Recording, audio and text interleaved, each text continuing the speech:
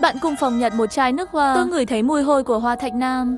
Thân chào cả nhà, không nên xem chùa đâu đó. Nhớ đăng ký, like, comment để ủng hộ team nha. Người khác lại nói rất thơm. Sau khi cô ta xịt nước hoa, bạn cùng phòng trở thành nữ thần quyến rũ. Đàn ông đều muốn biến thành chó, liếm và vẫy đuôi quanh cô ta. Nhưng ở trên người đàn ông mà cô ta ngủ cùng, tôi lại ngửi thấy mùi hôi thối ngày càng nặng. Bạn cùng phòng của tôi nhặt được một chai nước hoa bên đường. Sau khi cô ta mở bao bì ra và nhấn đầu xịt, tôi nôn luôn. Mùi Hoa Thạch Nam lên men trôi nổi trong phòng ngủ. Tôi véo chặt mũi và thốt ra, tanh và bốc mùi quá. Tạ Văn Xuân nhặt được nước hoa, hung hăng trừng mắt nhìn tôi một cái.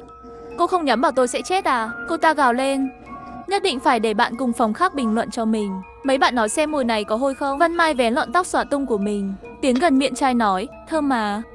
Hương gỗ rất nhẹ, mùi hương rất cao cấp. Nhà Văn Mai là một nhà kiểm soát mùi giàu có. Từ nhỏ đã có rất nhiều nghiên cứu về nước hoa. Nước hoa có thể được cô ấy khen ngợi với 2 chữ cao cấp, chắc chắn tốt. Và một người bạn cùng phòng khác, Hiểu Lâm, có quan hệ tốt với tôi. Nhưng cô ấy cũng không để tâm nhìn tôi. Nước hoa này có mùi thơm, thật sự không hôi. Nhận được sự khẳng định của cả hai người, ánh mắt Tạ Văn Xuân chế nhạo, không hề che giấu sự căm ghét đối với tôi. Hừ, không ngửi thấy nước hoa cao cấp. Sau đó cô ta cố tình ở trước mặt tôi xịt nước hoa lên người mình. Hạ Di còn đang chờ tôi, lát nữa tôi sẽ xịt nước hoa đi gặp anh ta. Hạ Di trong lời cô ta là học bá của trường chúng tôi. Tạ Văn Xuân ghét tôi là vì anh ta ở thư viện. Cô ta gặp Hạ Duy liền yêu ngay từ cái nhìn đầu tiên. Cô ta cảm thấy chỉ cần mình đủ chủ động, đủ kiên trì thì có thể theo đuổi được anh ta. Một kẻ lạnh lùng từ trong bụng mẹ như anh ta, chỉ cần quấn mãi không bỏ thì có thể theo đuổi được. Không phải trên TV đều như vậy sao? Nhưng tôi biết cô ta không thể theo đuổi và cũng không thể theo đuổi được. 1 tháng trước, khi tôi đi làm gia sư bán thời gian về, đi qua ngõ hẻo lánh, dưới ánh đèn đường mờ, Hạ Duy đứng ở góc ngõ, hôn với một người đàn ông trưởng thành. Tôi đã nói với Tạ Văn Xuân chuyện này vì lòng tốt. Nỗi ám ảnh của cô ta với Hạ Di rất biến thái. Cô ta không chịu tin. Suy đoán ác ý, tôi cũng thích Hạ Di, cho nên cố ý khiêu khích. Kể từ đó, thái độ của cô ta đối với tôi ngày càng tệ hơn. Cô ta ám ảnh Hạ Di đến mức biến thái. Tôi cảnh báo cô, Hạ Di là của tôi, cô nghĩ cũng đừng nghĩ. Tạ Văn Xuân xịt đầy nước hoa, quay đầu lại liếc tôi. Ra ngoài, toàn bộ phòng ngủ, tất cả đều có mùi hôi thối. Tôi không thể chịu nổi, cau mày đi ra ban công để thoáng khí. Tiểu Thu, lời của cô ta không cần để ý. Tiểu Lâm thấy thế liền đến an ủi tôi. Mọi người đều biết cô ta nhắc đến Hạ Duy liền như vậy. Vân Mai ngồi trong phòng ngủ khi nói về Tạ Văn Xuân, cũng vừa cười vừa chế nhạo. Cô ta mà muốn theo đuổi học bá. Tôi thấy Hạ Duy hận không thể giết cô ta.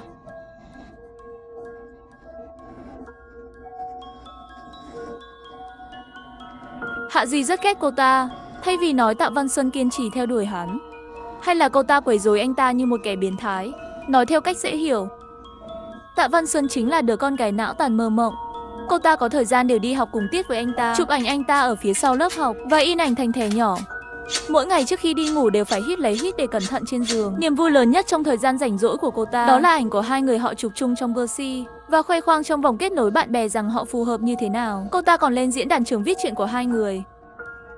Tự mơ mộng. Mà vừa nãy cô ta nói Hạ Duy đang chờ cô ta. Dù sao anh ta có môn chuyên môn không trốn tiết được, chắc chắn có thể chặn anh ta trong lớp học. Đừng trách tôi không nhắc nhở mấy người, tối nay nhớ chuẩn bị tai nghe nhé. Vân Mai nhằn hướng dương, dáng vẻ chuẩn bị đi xem kịch.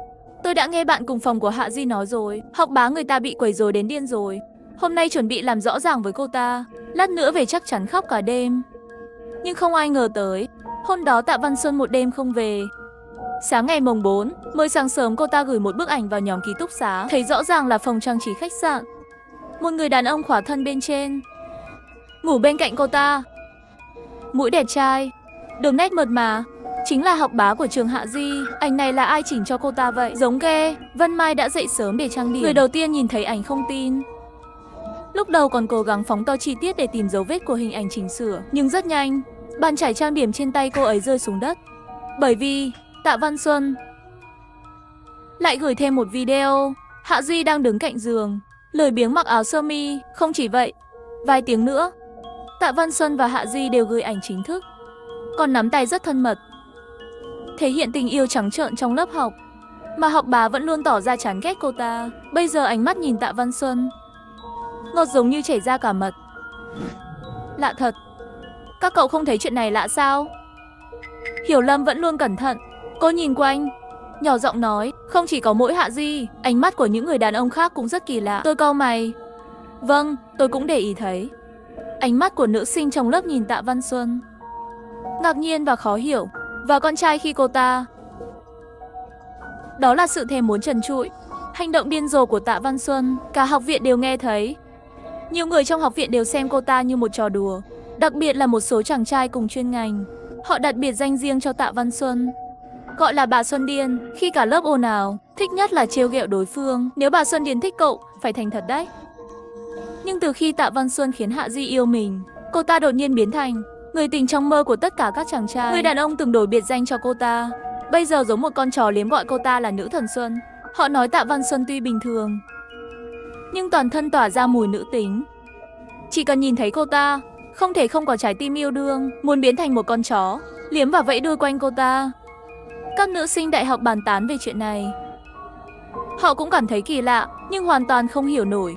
Chỉ có 3 người trong phòng chúng tôi biết chỗ nào không đúng. Những người khác chỉ nghĩ những thay đổi của các chàng trai trong học viện đối với Tạ Văn Xuân bắt đầu từ khi cô ta khiến Hạ Di yêu mình. Nhưng những người cùng phòng như chúng tôi biết sự thay đổi này bắt đầu từ chai nước hoa không rõ nguồn gốc. Vậy cái gì là mùi nữ tính hấp dẫn? Thật là bởi vì thứ này. Tầm nhìn của Văn Mai nhìn về chai nước hoa trên bàn của Tạ Văn Xuân. Cong mà còn bẻ thành thẳng được à? Kinh vậy. Hiểu Lâm cũng nghi ngờ. Cô ấy nhìn tôi, hình như là nhớ ra cái gì. Tiểu Thu, sao trước đây cậu nói nước hoa có mùi hôi vậy? Tôi hơi nhíu mày, chỉ nhắc nhở họ rằng nước hoa này có vấn đề, tốt nhất đừng chạm vào. Khi nói câu này, tôi suy nghĩ nhìn Văn Mai. Cười chết đi, cậu xem khuôn mặt này của tôi có cần thiết không? Cô ấy hiểu ý nghĩ của tôi. Nói về nhan sắc, tôi cũng đẹp tự nhiên. Văn Mai không phải là khoe khoang, đặc điểm khuôn mặt của cô ấy rất tinh tế, khuôn mặt góc cạnh, một thân da trắng lạnh mịn màng tinh tế, tính cách lại hướng ngoại, là người đẹp phong tình vạn trùng. Nếu không phải cô ấy, có một người bạn thời thơ ấu dính như keo, người theo đuổi cô ấy kéo dài tới tận Paris. Chỉ cần đi vài vòng ký túc xá cũng được.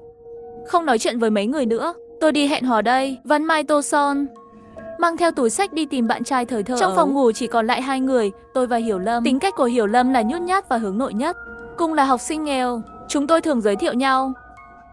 Về việc bán thời gian, quan hệ cũng tốt nhất. Tiểu Thu, nước hoa đó có vấn đề gì à?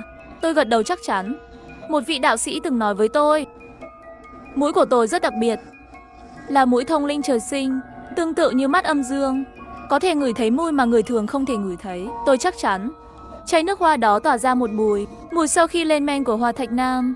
Nhưng Hiểu Lâm 3 người họ chỉ có thể ngửi thấy mùi hương gỗ nhẹ nhàng. Điều đó có nghĩa là chai nước hoa đó có vấn đề. Người bình thường khi dính chút đồ quỷ quái mà người bình thường không ngửi thấy, có thể hại người, có thể hại mình, hoặc cả hai. Đừng đụng vào. Tôi nói. Tạ Văn Xuân và Hạ Di sau khi hẹn hò với nhau, hầu như không về ký túc xá, mỗi ngày ở khách sạn ngủ cùng nhau. Lần duy nhất quay lại là lén đưa Hạ Di về giường mình để tìm kích thích. Thật là trùng hợp. Lúc đó tôi làm việc bán thời gian, ta làm sớm, bởi vì mệt mỏi đang nghỉ ngơi trong ký túc xá, phòng ngủ tối. Họ vội vàng không để ý đến tôi.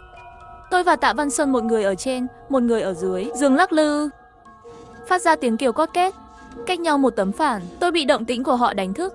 Trong không khí có mùi mồ hôi dinh dính và mùi tanh kỳ lạ của nước hoa. Chỉ nghe người đàn ông bên dưới thở hổn hển, thì thầm vào tai phụ nữ, em yêu, em thơm quá, anh hận không thể chết trên người em. Lời này vừa nói ra, bầu không khí ẩm ướt hơn, tiếng thở hổn hển của người phụ nữ thêm một chút quyến rũ.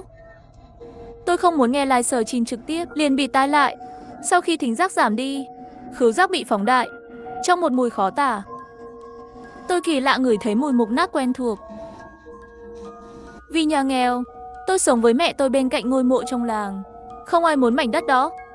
Giá phòng cực rẻ. Khi mùa hạ khô nóng, nếu có người mới mai táng, mùi thi thể thối giữa đó, cho dù chôn dưới vài lớp đất vàng dày, tất cả đều ở trôi nổi xung quanh. Vì vậy, mùi này tôi ngửi thấy từ khi còn nhỏ, chắc chắn sẽ không ngửi nhầm. Mặc dù mùi xác mục giữa không có đậm như vậy, nhưng trong không khí của thật mùi mục nát nhẹ nhẹ. Lúc đầu tôi không thể biết mùi đó đến từ ai, nhưng theo số lần những người đàn ông bên dưới lên đỉnh, tăng liên tục, mùi mục giữa này càng trở nên đậm hơn.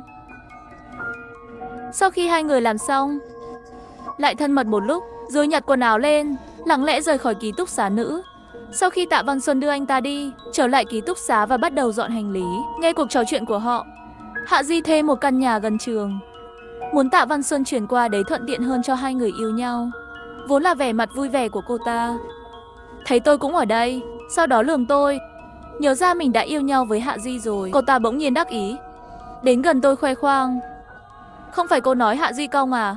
Tôi nói cho cô biết, anh ấy rất giỏi. Tôi cau mày và cảm thấy bất an. Cố gắng thuyết phục cô ta không dùng chai nước hoa đó. Nó có thể hại người hại chính mình. Cô ta không để ý đến tôi. Thôi đi.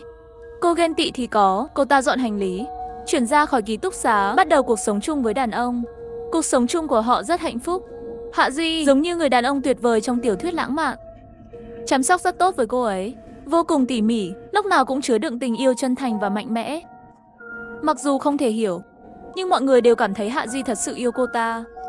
Thậm chí có thể nói yêu đến tận xương tủy. Nhưng 2 tuần sau, vượt quá mong đợi của mọi người, Hạ Duy đuổi Tạ Văn Xuân ra khỏi nhà, mà cô ta chỉ có thể chật vật mang theo túi lớn túi nhỏ. Tức giận trở về ký túc xá. Khi về ký túc xá, Tạ Văn Xuân như điên, lật hộp lật tủ tìm đồ. Trong miệng thì thầm, không bị mất, tôi nhớ là không mất, chỉ cần tìm được, anh ấy sẽ yêu tôi một lần nữa. Nửa tiếng sau, cô ta từ góc ghế lấy ra một hộp giấy cỡ lòng bàn tay. Chỉ nghe giọng cô ta run lên vì kích động. Chính là cái này. Tôi nhận ra rồi, đó là hộp đựng nước hoa. Trên đó viết địa chỉ mua hàng của cô ta. Địa chỉ mua nước hoa ở bên mạng nước ngoài. Cô ta mở máy tính, nhấn trang web sau vài giây. Một cửa hàng nước hoa hiện lên trong mạng cấm. Trên bảng sản phẩm của cửa hàng chỉ bán một loại nước hoa, cái cô ta nhặt ở bên đường. Tôi có thể thấy rõ. Tay Tạ Văn Xuân nhấn chuột đang run, bởi vì chai nước hoa đó có giá 100.000. Cô ta dừng lại trong giây lát. Cô ta không chết tâm, gõ bàn phím để chọn dịch vụ khách hàng của cửa hàng. Bên kia dịch vụ khách hàng gửi về 2 tin nhắn đúng rồi. Giá niêm yết là giá bán, và đó là đô la Mỹ. Thân ái. Cô ta điêu đứng tại chỗ. Nước hoa của Tạ Văn Xuân hết rồi. Lượng nước hoa vốn không nhiều, cô ta ngày nào cũng xịt. Chưa đầy 1 tháng là chai rỗng chạm đáy. Nước hoa hết rồi. Mùi trên người cô ta, mùi nữ tính khiến đàn ông bị mê hoặc, cũng không còn.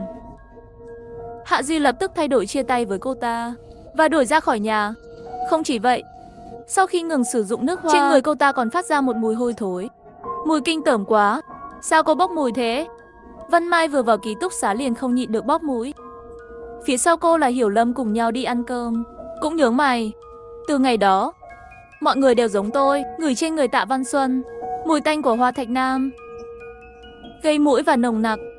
Ngay cả những người cách cô ta 5-6 mét đều không tự chủ được che miệng mũi. Có mấy người có khứu giác nhạy cảm, thậm chí không thể không cảm thấy buồn nôn, bị cô ta thối chết. Tạ Văn Xuân mới bắt đầu thì liều mạng tắm rửa. Cô ta lấy khăn tắm thô ráp, cạo từng tấc da trên cơ thể. Da mỏng, bị cạo đỏ đến nhăn nheo, thậm chí còn chảy ra một chút máu. Nhưng mùi trên người không hề giảm đi. Mùi tanh đó như thể hóa sâu vào cơ thể cô ta, từ trong ra ngoài. Tất cả đều viết 4 chữ, mùi hôi thối. Cho dù đó là lớp học hay ký túc xá, chỉ cần cô ta ở đâu cũng hôi thối, không thể học hoặc sống một cuộc sống bình thường. Giáo viên làm khó, học sinh khiếu nại.